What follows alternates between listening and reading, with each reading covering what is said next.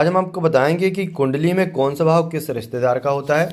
तो ये देखिए, ये एक कुंडली है और ये जो फर्स्ट हाउस होता है ये लग्न कहलाता है। इसे हमेशा लग्न भाव या प्रथम भाव कहलाता है। ये चाहे यहाँ पर कोई भी गिनती लिखी हो, गिनती यहाँ कुछ भी हो सकती है, तो गिनती पर आप बिल्कुल भी ध्यान न दें, यहाँ कुछ भी गिनती हो सकती है।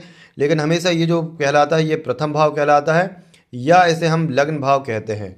तो यहाँ से प्रथम भाव या लग्न भाव से जातक स्वयं के बारे में देखा जाता है कि जो व्यक्ति है उसके बारे में विचार किया जाता है, उसके मस्तिष्क के बारे में विचार किया जाता है, उसके स्वास्थ्य के बारे में विचार किया जाता है। दूसरा जो भाव होता है वो कुंडली के सौतेले भाई बहन के बारे में विचार किया जाता है।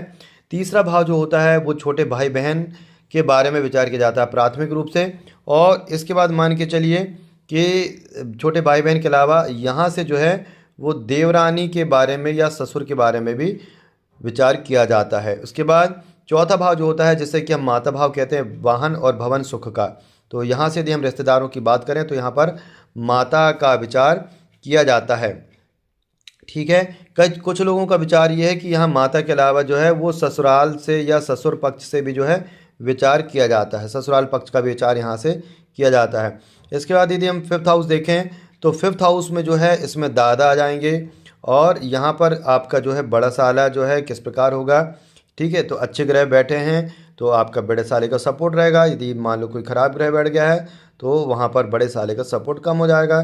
साथ में बड़े साला साली आएंगे, बड़ी भाभी, बड़े जीजा, जेठ पुत्र, पुत्री, फूफा, चाची, है ना। और ये रिश्तेदारों की बात हुई। और दूसरी देखें तो यहाँ शिक्षा, संतान और रोमांस का भी जो है फिफ्थ हाउस से पता लगाया जाता है। रिश्तेदारियों में इतने लोग हैं। छठवें स्थान का यदि बात करें तो छठवें स्थान से मामा और मौसी के बारे में विचार किया जाता है। और जनरली कुंडली प्रेडिक्ट करते समय ऋण रोग शत्रु का स्थान हम छठवें से देखते हैं। सातवां भाव जो होता है वैसे तो वो स्पाउस हाउस होता है, पार्टनर्स का होता है। और यदि रिश्तेदारी हम देखें तो यहाँ पर पति पत्नी यानी कि हमारे स्पाउस आता है। और यदि अन्य रिश्तेदारों की बात करें तो नानी का यहाँ पर हम देखते हैं कि नानी के साथ उस जातक का क्या व्यवहार होगा या किसी वहाँ पर रिश्तेदारी होगी। ठीक है। आठवां भाव जो होता है मृत्यु का होता है। और ये जो मृत्यु का भाव होता है इससे पुनर्जन्म भी देखा जाता है और पैतृक संपत्ति का योग भी यहाँ पर देखा जाता है। इसके बाद यदि हम नवम भाव की बात करें तो नवम भाव जो होता है यहाँ पर छोटे साले साली का। तो ये जैसा हमने पाँचवा भाव देखा, ठीक है, पाँचवें भाव से जस्ट हम यहाँ पर मान के चलें कि यहाँ पर बड़े साले साली का था तो यहाँ पर छोटे साला साली, है ना, यहाँ पर छोटे साले साली का स्थिति हम यहाँ पर देखते हैं नवम भाव से। दसवां भाव जो होता है यहाँ पर हम देखें ससुराल पक्ष से जो सास का देखा जाता है, अन्यथा यहाँ पर स्वयं के पिता का भी देखा जाता है। तो स्वयं के पिता की स्थिति भी हमको यहाँ से देखना चाहिए 10वें भाव से, अन्यथा यहाँ से सास की स्थिति हम देख सकते हैं।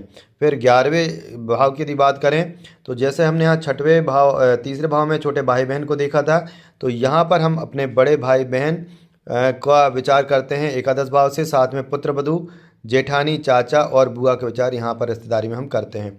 इसके बाद 12वां स्थान जो होता है यहाँ से जो है, जैसे कि हम यहाँ पर जो आपका सिक्स्थ हाउस है यहाँ पर हम मामा मामी का विचार करते हैं। तो यहाँ पर जो है 12th हाउस जो कहेंगे हम, यहाँ से मामी का विचार किया जाएगा, यानी कि मामा से जस्ट अपोजिट मामी हो गई।